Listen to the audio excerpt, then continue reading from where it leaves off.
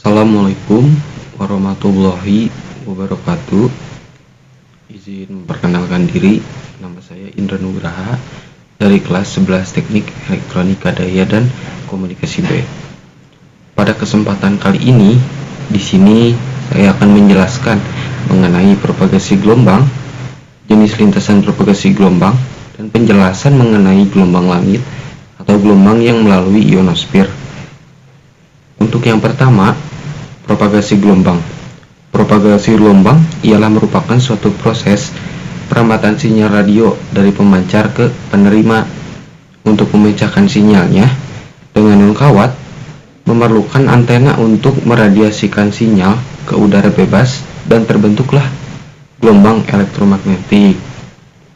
Untuk gelombang elektromagnetiknya, selama ia berada di udara bebasnya itu mengalami redaman-redaman panjang pada lintasannya.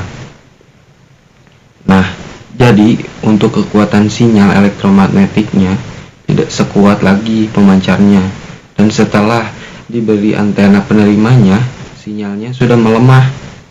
Nah, lalu untuk poin yang kedua, saya akan menjelaskan mengenai jenis lintasan yang terbagi menjadi 4 bagian, diantaranya yang ke-1, ada lintasan melalui tanah, ialah disebut dengan gelombang tanah. Untuk yang kedua, ada gelombang langit, yaitu ionosfer atau gelombang ionosfer. Yang ketiga pun gelombang langit, yaitu gelombang troposfer. Yang keempat, ada gelombang secara langsung, yaitu line of sight. Nah, lalu untuk poin yang ketiga, di sini saya akan menjelaskan mengenai gelombang ionosfer, karena di sini saya kebagian menjelaskan mengenai materi ionosfer tersebut. Untuk gelombang ionosfer terbagi menjadi 3 lapisan. Di antaranya ada lapisan D, E, dan F.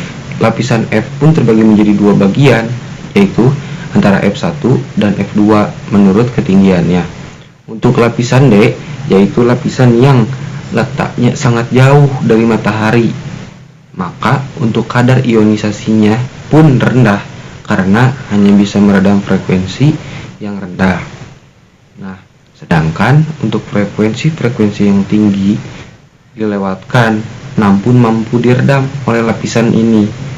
Karena setelah matahari terbenam, lapisan ini akan menghilang dan ionnya pun menjadi molekul-molekul. Lalu, untuk yang kedua ada lapisan E. Lapisan E ini berada di atas satu tingkat dengan lapisan D. Lapisan E ini ketinggiannya berada di ketinggian sekitar 90 sampai 150 km. Lapisan juga bisa meredam frekuensi lebih tinggi dari lapisan D, yaitu sekitar 10 MHz. Dan untuk lapisan ini pun setelah matahari terbenam, ion-ionnya pun akan menghilang. Jadi apabila matahari terbenam atau menghilang, maka ion-ionnya pun ikut tiada atau menghilang. Nah, menghilangnya itu tidak secepat lapisan D. Bisa dikatakan untuk menjadi molekulnya pun sangat rendah karena tidak terlalu cepat seperti lapisan D. Untuk yang terakhir ada lapisan F. Lapisan F ini terbagi menjadi 2 bagian, diantaranya ada F1 dan F2 sesuai ketinggiannya. Nah, lapisan ini sangat berpengaruh pada sinyal radio. Mengapa? Karena pada lapisan ini ionisasinya sangat tinggi, terus dekat dengan matahari. Otomatis jika dekat dengan matahari, untuk menjadikan ionisasinya itu akan lebih cepat dibandingkan yang lebih jauh jarak dari matahari. Jika sinyal pada lapisan ini berada di titik tertentu, ia akan dibelokkan kembali ke bumi atau dipantulkan kembali ke bumi seperti penolakan atau tidak akan ada penerimaan. Nah, dalam jangkauan yang luas atau jauh dari antena pemancarnya. Nah, maka dari itu, untuk lapisan ini bisa dikatakan sangat berpengaruh dan berguna. Karena jika sinyal yang masuk besar, maka akan dilewatkan ke luar angkasa.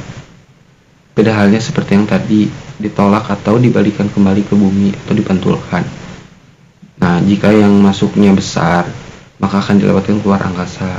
Lapisan ini mampu meredam frekuensi hingga 3 sampai 30 MHz dan sinyal redamannya pun kecil. Nah, mungkin cukup sekian yang dapat saya jelaskan mengenai penjelasan ionosfer dan lain sebagainya. Maaf bila ada kata atau kesalahan yang tidak mengenakan atau ada kesalahan. Assalamualaikum warahmatullahi wabarakatuh.